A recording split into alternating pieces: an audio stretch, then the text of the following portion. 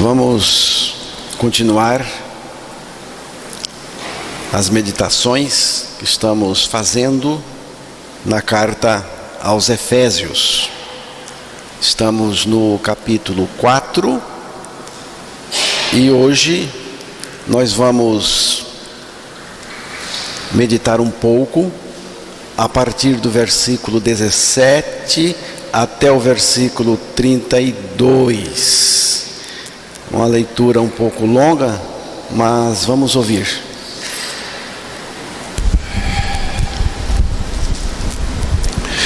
Portanto, digo isto e testifico no Senhor, para que não andeis mais como andam os outros gentios, na vaidade do seu pensamento, entenebrecidos do entendimento, separados da vida de Deus pela ignorância que há neles, pela dureza do seu coração.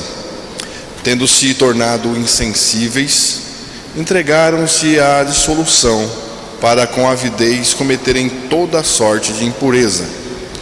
Mas vós não aprendestes assim a Cristo, se é que o ouvistes e nele fostes ensinados, conforme é a verdade em Jesus. Que quanto ao trato passado, vos despojeis do velho homem, que se corrompe pelas concupiscências do engano, e vos renoveis no espírito do vosso entendimento, e vos revistais do novo homem, que segundo Deus é criado em verdadeira justiça e santidade. Pelo que deixai a mentira e falai a verdade, cada um com o seu próximo, pois somos membros uns dos outros. Irai-vos e não pequeis, não se ponha o sol sobre a vossa ira, e não deis lugar ao diabo. Aquele que furtava, não furte mais, antes trabalhe, fazendo com as mãos o que é bom, para que tenha o que repartir com o necessitado. Não saia da vossa boca nenhuma palavra torpe, mas só a que for boa para promover a edificação, conforme a necessidade, para que beneficie aos que a ouvem. E não entristeçais o Espírito Santo de Deus, no qual fostes selados para o dia da redenção. Toda a amargura e ira e cólera, e gritaria e blasfêmias, e toda a malícia sejam tiradas de entre vós. Antes, sede uns para com os outros benignos, compassivos, perdoando-vos uns aos outros, como também Deus vos perdoou em Cristo. Que Deus revele a sua palavra aos nossos corações. A partir desse ponto da carta aos Efésios, o apóstolo Paulo descreve a nova vida em Cristo. E fica nítido para nós que a nova vida em Cristo é separada das práticas e costumes corrompidos e pecaminosos deste mundo, ou seja, das pessoas que não são regeneradas em Cristo. A nova vida em Cristo representa, na nossa experiência, uma mudança radical de pensamento, atitudes, comportamento e práticas relacionadas ao pecado. É um rompimento total. Paulo mostra aos Efésios que eles tinham sido despidos da velha vida pecadora, do velho homem, e revestidos de uma nova vida, que é a vida de Cristo, de um novo homem, que é Cristo em nós. Como alguém que foi despido, trocado, deu um casaco sujo, lamacento, por outro limpo e novo. Paulo fala do velho homem corrompido pelo pecado, ele não só é corrompido, mas ele também continua se corrompendo. Agora nós precisamos compreender o que é este velho homem. O velho homem, irmãos, não é uma idade avançada. O velho homem é uma natureza antiga, a natureza pecadora, pecaminosa, que reside em cada pessoa que nasce neste mundo. Onde consta velho homem, pode se traduzir por velha natureza. Então, o velho homem tem a ver com a velha natureza que nós herdamos de Adão, a partir da queda. A partir da queda, no pecado, cada pessoa que nasce neste mundo já nasce portadora desse homem velho ou dessa velha natureza.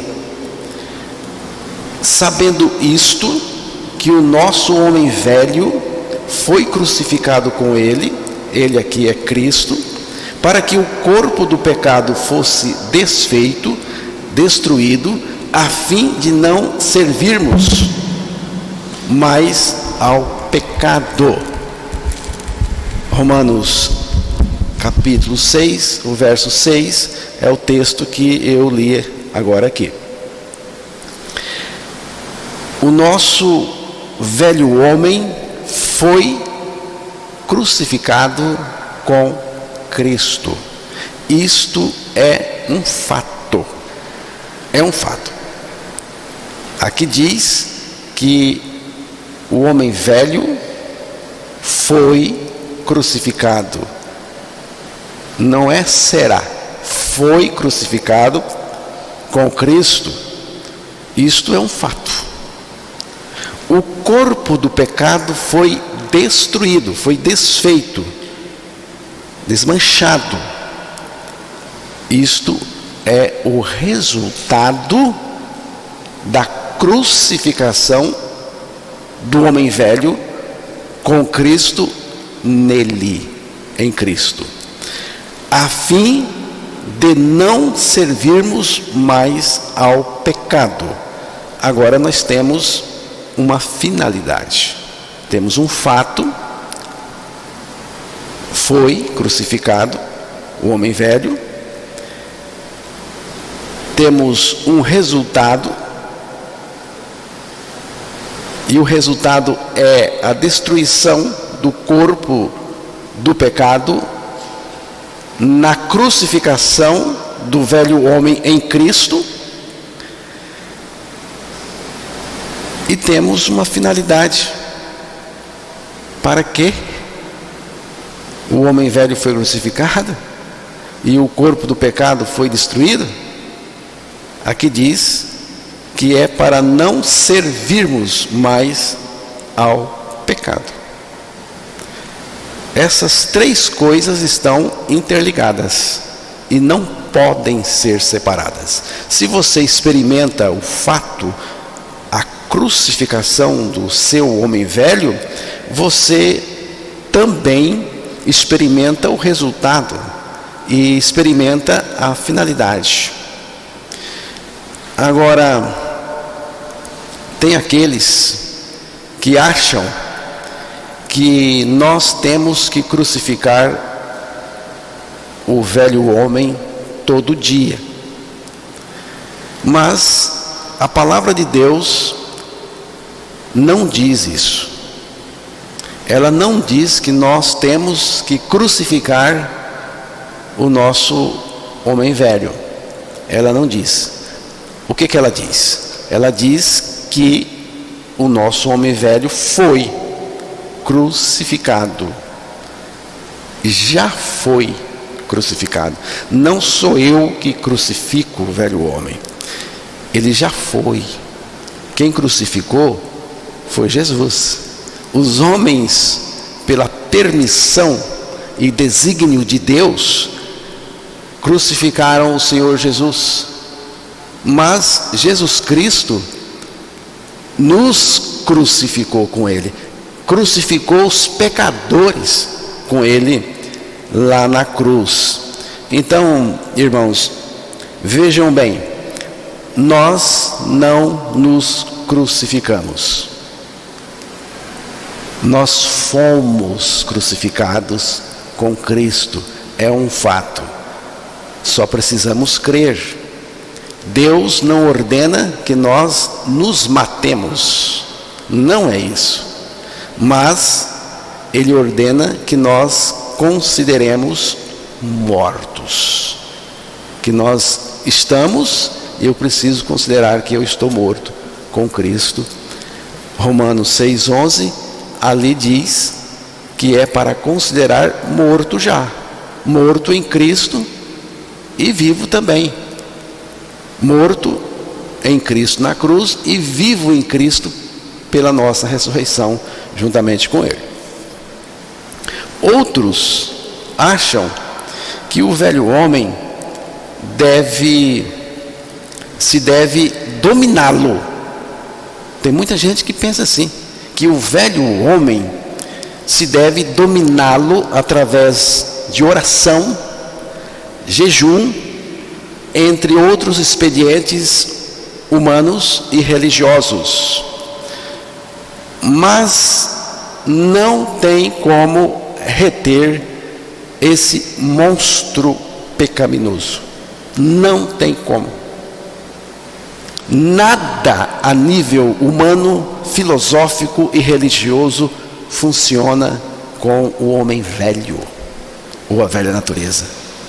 Não funciona. Natureza, irmãos, é natureza. Ela se expressa de acordo com aquilo que ela é. Não tem como reter isso, segurar isso. A naturalidade do homem velho é pecar mesmo. É pecar, é a vontade dele. Pecar faz parte da estrutura do velho homem, da essência do velho homem. Assim como o urubu gosta de comer carne putrefata, podre, porque isso faz parte da sua natureza, os canários, principalmente os domésticos, comem alpiste, folha de alface, ovo cozido, verduras e frutas. Por quê? Porque isso é da sua natureza. Laranjeira produz laranja, abacateiro produz abacate, o velho homem produz pecado. Esse é o sentido de servir ao pecado. O que significa servir ao pecado? Significa que a pessoa tem uma velha natureza que tem toda a tendência de pecar, tem essa vontade e vive para pecar. Esse é o sentido de servir ao pecado. Nenhum ser humano é capaz de vencer o velho homem com a sua força de vontade ou com a sua religião. Não tem. O velho homem, ele é irrecuperável, incorrigível e incurável. Só tem uma solução encontrada pelo próprio Deus, que é a morte do homem velho na cruz em Cristo. E foi o que Deus fez.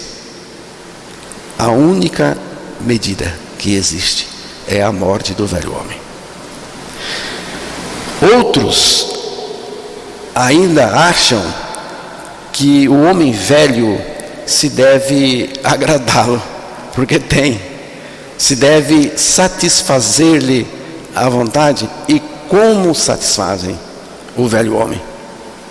Crentes que não nasceram de novo, que vivem pecando, satisfazendo a vontade do homem velho. Não tem como experimentar a vida de Cristo, a santidade verdadeira, mantendo vivo o homem velho. Não tem. Eu gosto bastante daquela história de Davi. Davi, na dependência do Senhor, na dependência do poder de Deus, venceu o gigante Golias. Vocês conhecem a história. Esse cara, esse Golias, ele tinha quase 3 metros de altura. Se eu subir aqui em cima deste púlpito, ainda vou ficar mais baixo do que Golias. Ele era um gigante. A ponta da sua lança pesava 6 quilos. Ele era um guerreiro, um campeão, mas Davi derrubou o bicho com uma pedrada, porque ali estava a força de Deus. E o interessante é que quando o gigante caiu, o tombo foi feio, irmão José Rabelo, ele era muito grande, caiu lá. Davi correu, subiu no corpo do gigante, pegou a espada do gigante, com dificuldade, lógico, e com a própria espada do gigante, ele estava em cima do corpo do gigante, ele cortou a cabeça fora, cortou o pescoço do gigante, pegou na mão, provavelmente pelos cabelos, saiu andando com aquela mão pendurada, entrou em Jerusalém e guardou as armas do gigante na sua tenda. E a cena é muito interessante. Davi entrando com a cabeça daquele gigante na mão, como que se estivesse dizendo o seguinte: nunca mais este gigante falará novamente, acabou para ele, ninguém precisa mais ter medo de ser subjugado por esse gigante, ele não volta mais, ele não grita mais com a gente, nenhum grito de comando vamos ouvir desse gigante, ele está morto, acabou. Ficar com medo do gigante, para quê? Se Davi está com a cabeça dele na mão, ele não volta mais. Jesus Cristo venceu um gigante muito pior, que ele venceu o velho homem. Ele venceu o velho homem. Ele morreu. E agora o velho homem não tem mais nenhum grito de comando comigo, porque ele está morto. E morto de fato. Ele não grita mais, não fala mais, não impõe mais, porque ele está morto, morto, crucificado com Cristo. A vitória de Cristo sobre o velho homem foi uma vitória total e cabal. Não ficou cabeça, não ficou unha, não ficou nenhuma cutícula do velho homem. Acabou tudo. E agora o resultado é maravilhoso, porque o pecado não tem mais domínio sobre mim, Satanás não tem mais nenhum comando sobre mim, porque o velho homem está morto. Aquele que atendia o comando do pecado, que atendia o comando de Satanás, dos demônios e deste mundo, está morto. E eu preciso entender isso, e mais do que entender, eu preciso de crer, porque tudo começa na nossa morte com Cristo. É o que disse Paulo em Romanos 6, versículos 7 e 8. Vamos ouvir.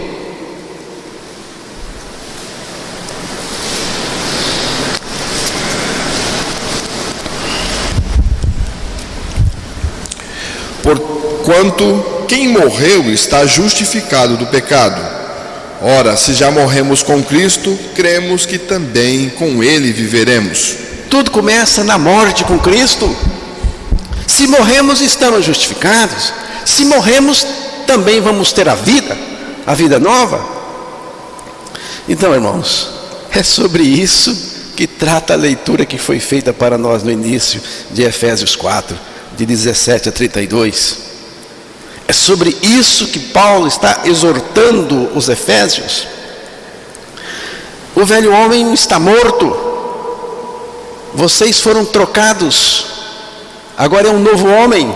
E porque é um novo homem, agora pode ter consagração, pode ter santidade, pode viver livre, pode dizer não para o pecado em qualquer circunstância.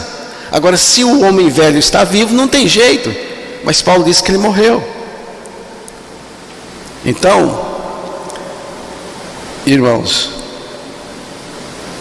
vamos ouvir novamente agora o versículo 17 ao 19.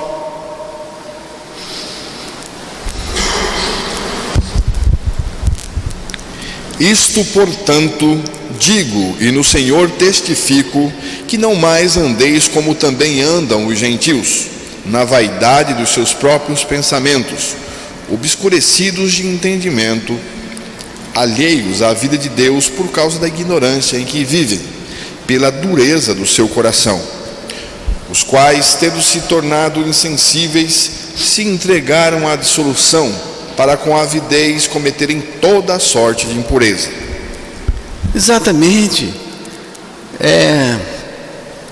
Paulo está dizendo aos Efésios que tinham sido regenerados. Agora vocês são regenerados. Vocês morreram com Cristo. O velho homem foi crucificado. Vocês têm um novo homem agora. Vocês são isso em Cristo Jesus.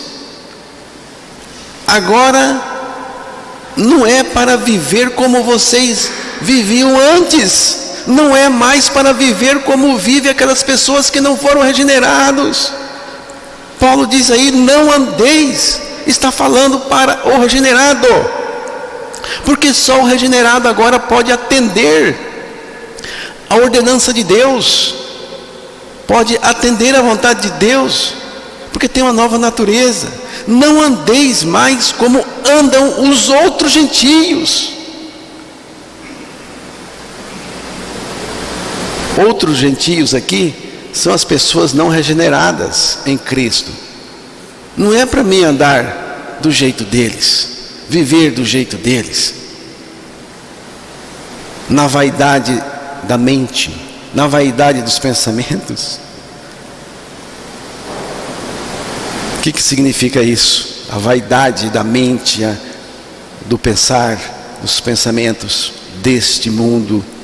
Significa, irmãos, que a maneira pecaminosa de viver é inútil, não vale nada, não tem valor nenhum, não tem fruto para Deus.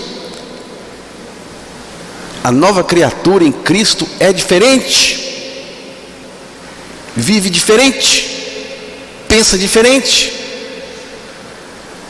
O que nos move não é as coisas deste mundo, são as coisas de cima, as coisas de Deus. Diz aí, entenebrecidos, obscurecidos no entendimento, separados da vida de Deus pela ignorância que há neles, pela dureza do seu coração.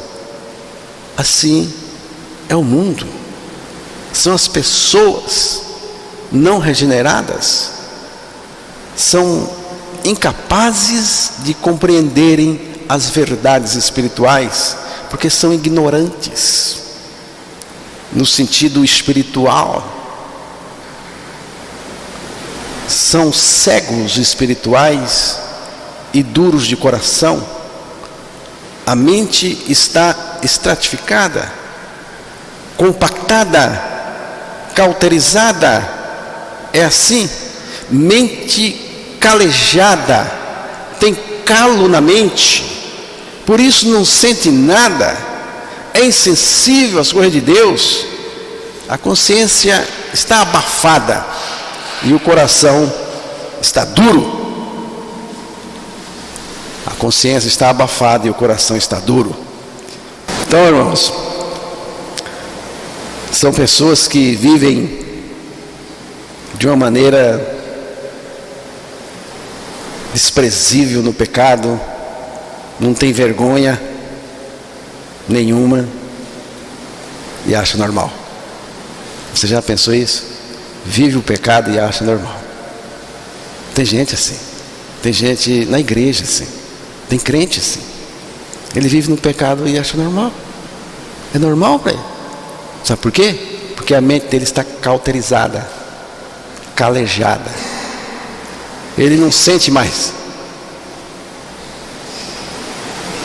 O texto continua dizendo: os quais, havendo perdido todo sentimento, se entregaram à dissolução, para com avidez cometerem toda a impureza. Irmãos, é uma maneira sórdida de se viver em todos os sentidos. A imoralidade sexual se destacava e se destaca ainda neste mundo. Uma falta de vergonha. E eu não estou falando de moralismo, tá? Eu não estou falando de moralismo. Eu estou falando de estilo de vida pecaminosa. O nosso estilo de vida é outro. É o estilo de vida de Cristo. Eles eram insaciáveis no pecado. E hoje, o mundo continua insaciável ainda mais. O texto disse que eles eram ávidos, ou seja, não estavam satisfeitos. Pecava e pecava mais, continuavam pecando, porque eram insaciáveis. Irmãos, o apetite do homem velho pelo pecado é enorme. O velho homem gosta. O texto falou: se entregaram à dissolução, para com avidez cometerem toda a impureza. Mas vós não aprendestes assim a Cristo, se é que o tendes ouvido e nele fostes ensinados, como está a verdade em Jesus. Efésios 4, verso 20 e 21. Mas vós, quem é vós aqui? São os regenerados, os efésios regenerados em Cristo.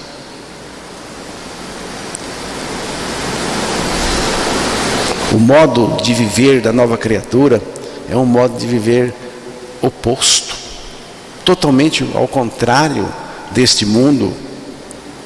Cristo é diferente, e quem está em Cristo é diferente também.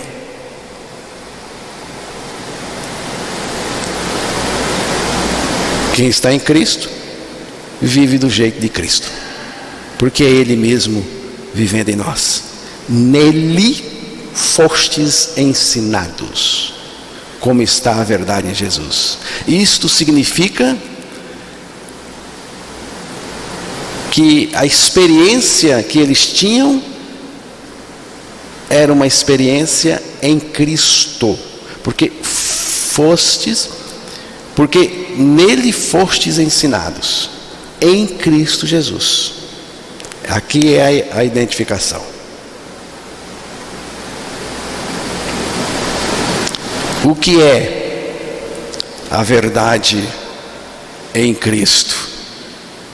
Aí ele continua, no versículo 22, ele diz: no sentido de que, quanto ao trato passado, vos despojeis do velho homem, que se corrompe segundo os desejos pecaminosos, desejos do engano, enganosos, e vos renoveis no espírito do vosso entendimento, e vos revistais do novo homem, criado segundo Deus em Cristo, e retidão procedentes da verdade.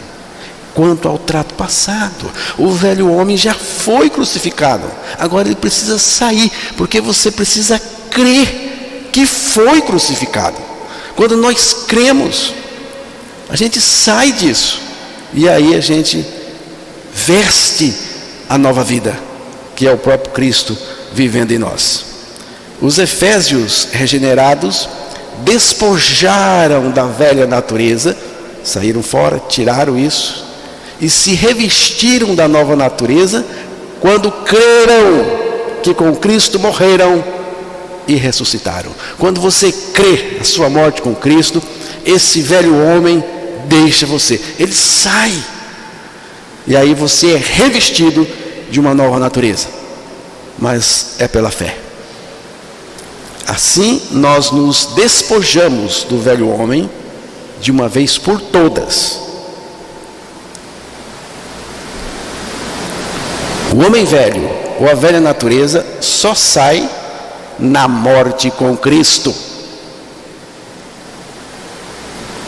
Quando cremos, nós experimentamos como um fato em nós. O homem velho foi crucificado com Cristo e encerrado. Está acabado. Agora tem um novo estilo de vida. Agora tem. Que novo estilo de vida agora é este, irmãos? Novo homem, criado segundo Deus, em justiça e retidão, procedentes da verdade. Agora tem uma renovação no espírito do nosso entendimento. Isto indica uma transformação total da nossa maneira de pensar, porque o Espírito de Deus está produzindo essa renovação.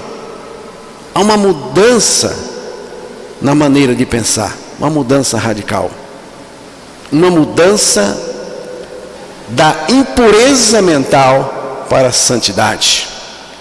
O Espírito de Deus trabalha na nossa mente, nos levando a pensar como Deus pensa e não como os perdidos pensam.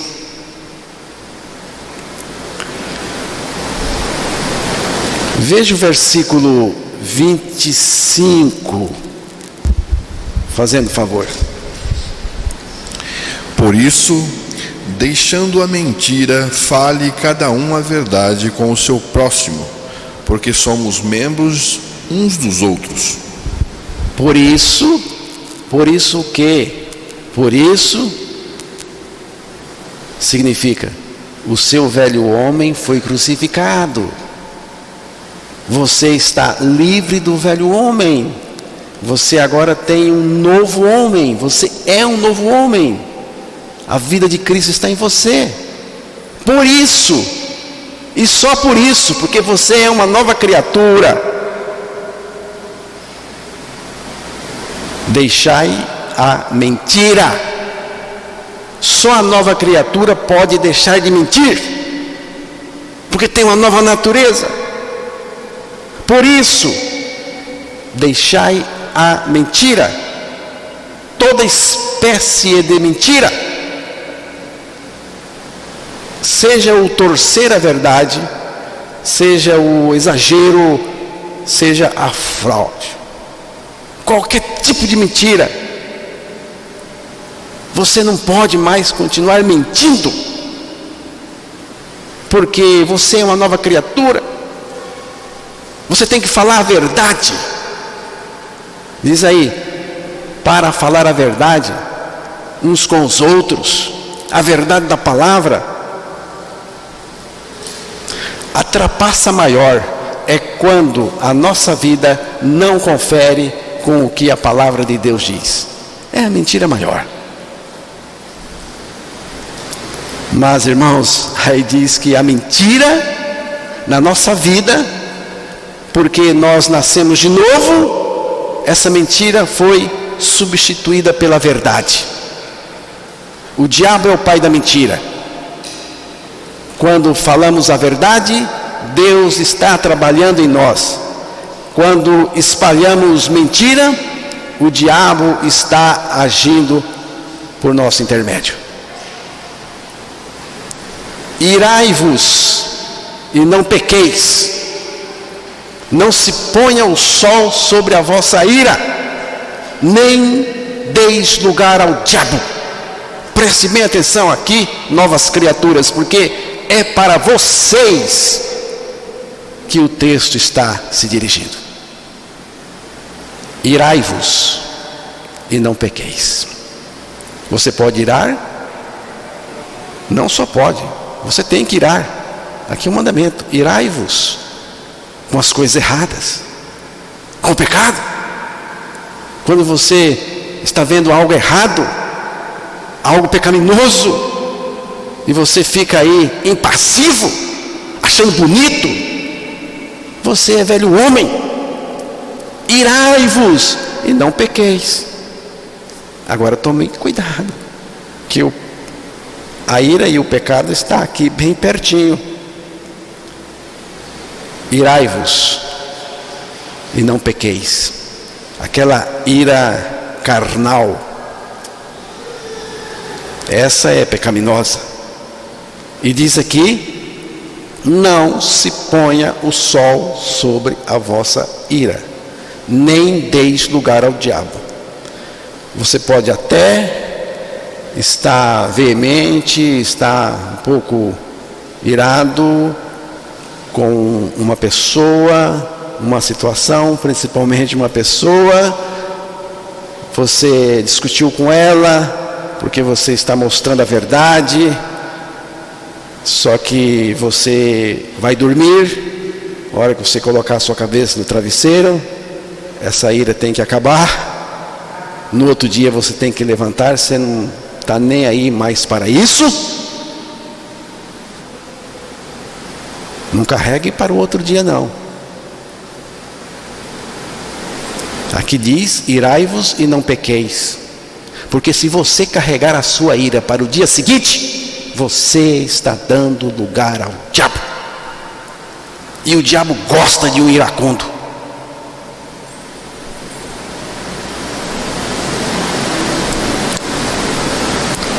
Essa ira puramente carnal, ela é pecaminosa.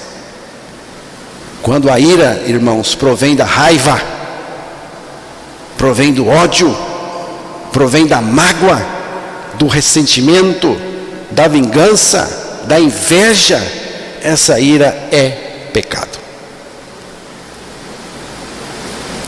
Mesmo a ira que não é pecado, não se ponha o sol sobre a vossa ira.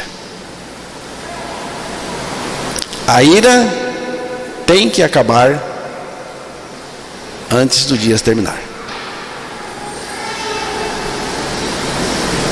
Não deve ser carregada para o dia seguinte. Essa ira que continua depois do pôr do sol induzirá ao pecado e dará lugar ao diabo. Agora você vai dar lugar ao diabo para quê? Eu pergunto: para quê, meu irmão? Você está aí dando lugar ao diabo? Não, somos novas criaturas. Podemos dizer não para isso. Temos natureza. Nenhuma oportunidade se deve conceder ao diabo. Estão ouvindo? Nenhuma oportunidade se deve conceder ao diabo.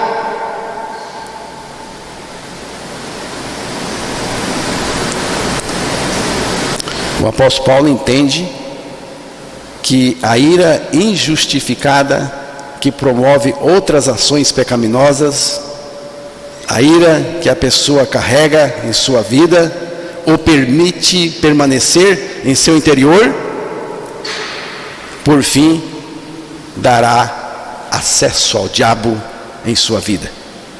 E isso é destruidor.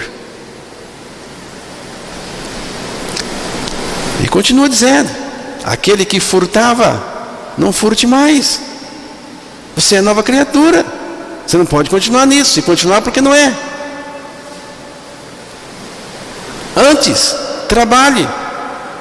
fazendo com as próprias mãos o que é bom, para que tenha como que acudir ao necessitado. Quem gostava de passar a mão nas coisas dos outros, nasceu de novo em Cristo, essa prática acabou. Foi interrompida radicalmente. Essa prática de furtar, no texto, é substituída pelo trabalho. E preste atenção no que eu vou dizer aqui. Trabalho não é terapia para tratar ladrão.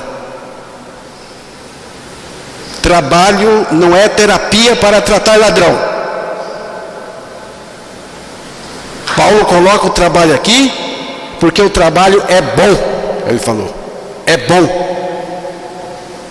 E você poderá ter a oportunidade de ajudar os outros.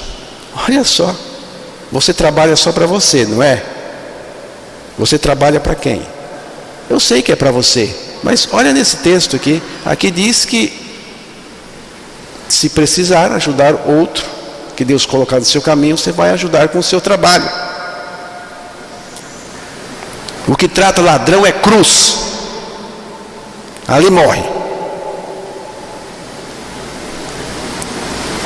Não saia da sua boca nenhuma palavra torpe, e sim unicamente a que for boa para a edificação, conforme a necessidade, e assim transmita graça aos que ouvem. Não pronuncieis nenhuma palavra podre, porque a palavra aí é sapros,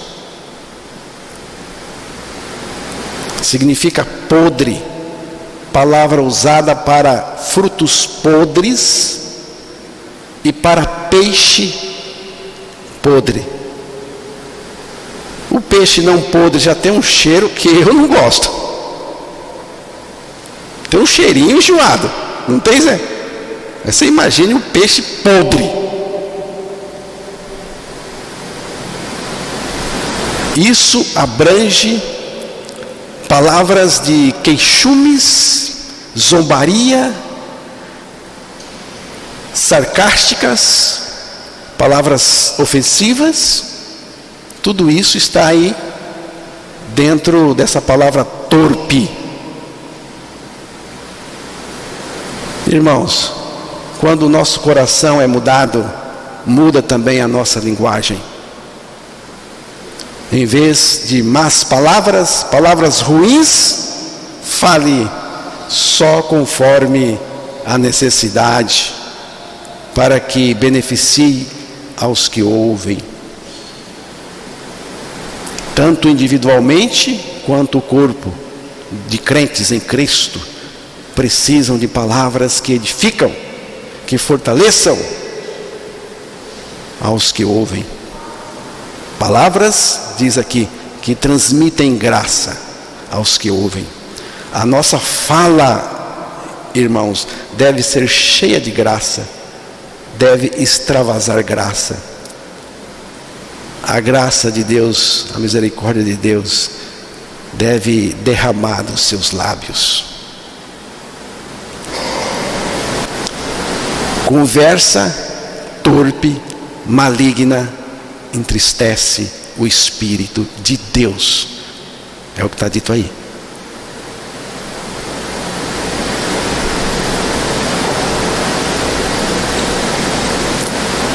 Por isso, é dito aí na sequência: não entristeçais o Espírito de Deus, no qual fostes selados para o dia da redenção.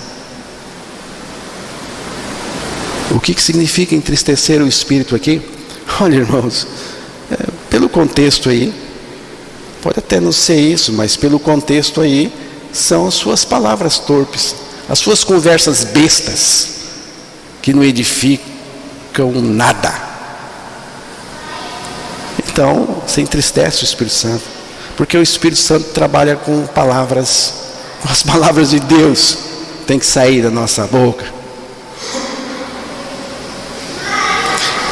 Irmãos, para que a nossa fala seja limpa, não apodrecida, o apóstolo Paulo lista umas coisas que tem que ficar bem longe de nós, tá? Para que a sua fala seja agradável, limpa. Tem uma lista aqui de coisas que tem que ficar bem longe da gente. Longe de vós toda amargura. Você sabe por que essa amargura? Devido à guarida que se dá ao ressentimento. Fica ressentido aí. Esse ressentimento vai virando amargura. Longe de vós toda amargura. Longe de vós a ira. Aqui é aquela fúria amarga, raivosa.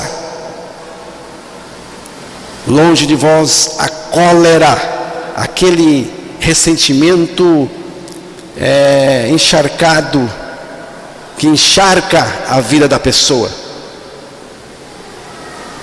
Tem gente como uma bomba armada que é preciso desarmar com todo cuidado, senão, bum!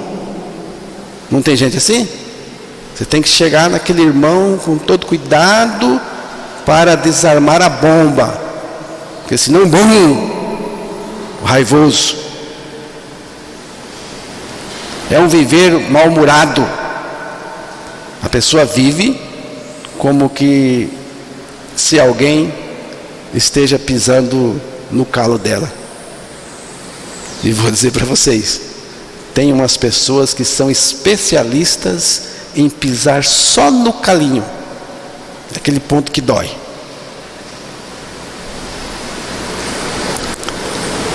Longe de vós toda gritaria. O que é isto? Aqui é tornar-se furioso, esbravejar, lançar gritos em um confronto face a face. Tem família assim. Tem que ficar bem longe da gente. Longe de vós palavras caluniosas ou perversas pronunciadas contra alguém. Palavras que insultam, palavras abusivas. Longe de vós toda a malícia ou os maus sentimentos de todo tipo. Tudo isso tem que passar longe da gente, porque somos novas criaturas em Cristo. E aí ele diz, que é o último versículo: antes sede. Aqui não é fazer, aqui é ser. Sede uns para com os outros benignos, compassivos, perdoando-vos uns aos outros, como também Deus em Cristo vos perdoou. Antes de fazer tem que ser. Ser o quê? Benigno, compassivo e perdoador.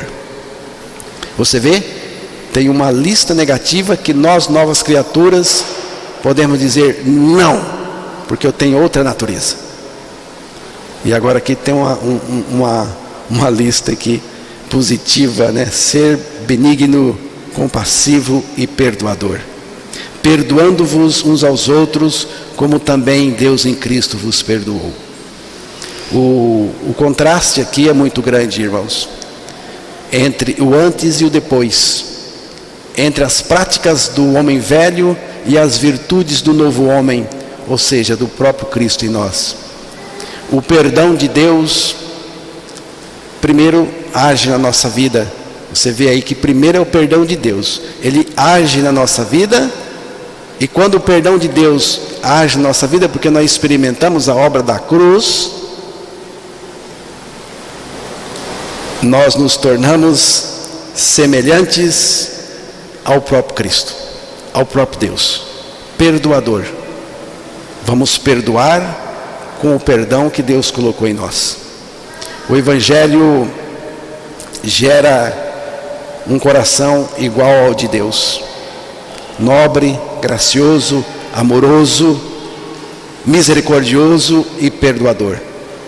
Fomos perdoados para perdoar.